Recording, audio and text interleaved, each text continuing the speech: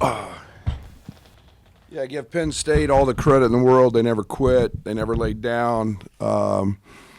Tremendous atmosphere, great environment. Wish we were back in the other place. Yeah, it created nice buzz and atmosphere. Congratulations to their administration for trying something new. That was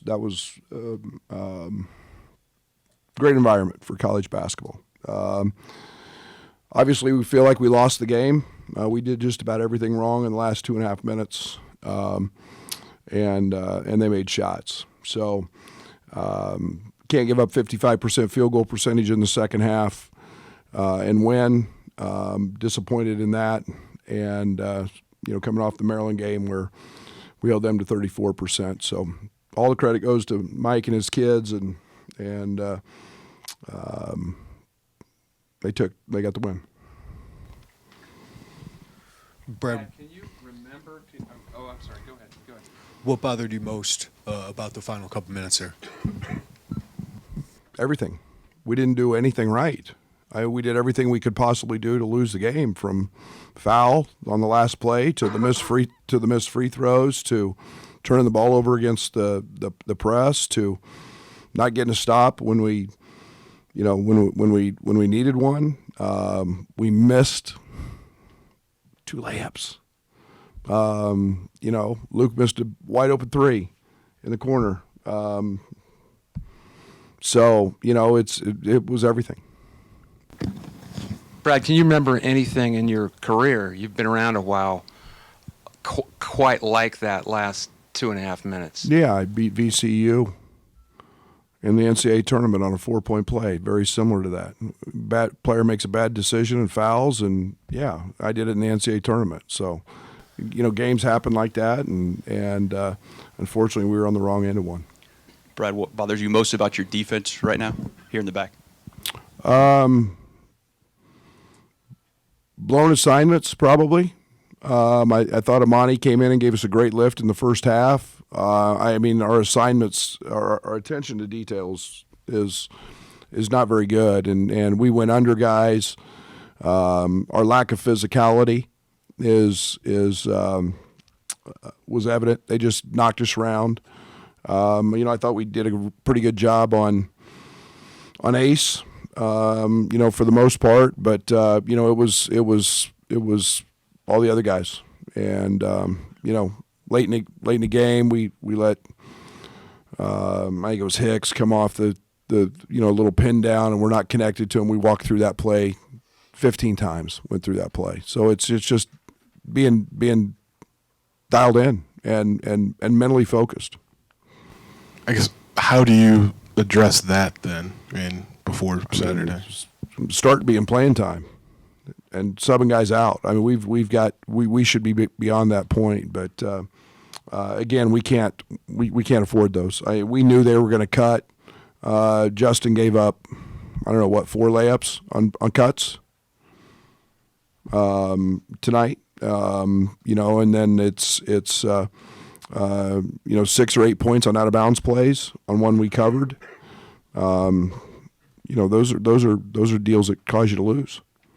Following up on the question about the assignments, for Penn State to be without the leading scorer, just a couple days ago, how did that kind of change your mindset regarding this game? And do you guys think that you followed through, on that defensive effort that you had game planned for? Well, they've won games without him. I thought they were better without him.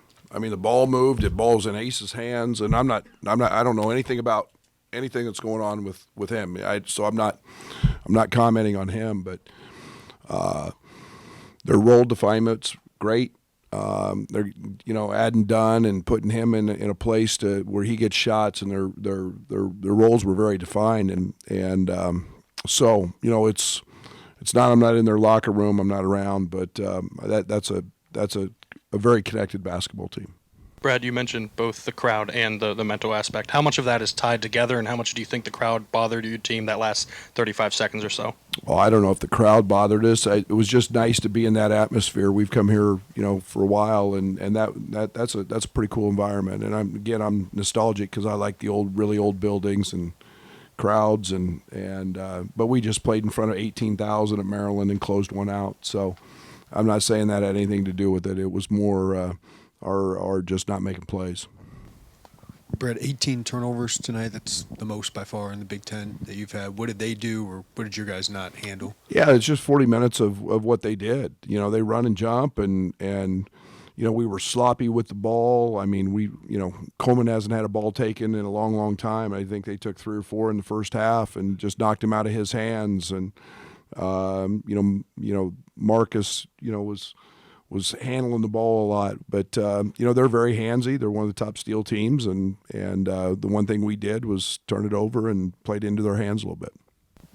I mean, on a night when you get 50 from Terrence and Marcus combined, I mean, what did you like about what you could do offensively? And I guess, it wasn't. We had a 1.4 OER midway through the second half. Our offense isn't a problem. I mean, they're one of the worst transition teams in Power 5 in giving up points. And I'm not telling them anything they don't know. They are dead last in our league in points in transition. So we knew if we could get a defensive rebound and stop, that's where Terrence excels.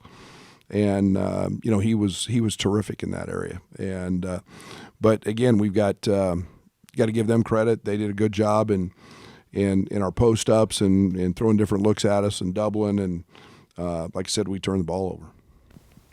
Brett, for 80-plus points you've given up to opponents in 4 or 5 games. How concerning is that for you? Yeah, I mean, we're relying on our offense because we're 4th or 5th in the country in offense, and it's a wrong mentality. And then we're not playing with any physicality right now, which really bothers me. And we got to address that. Thank you.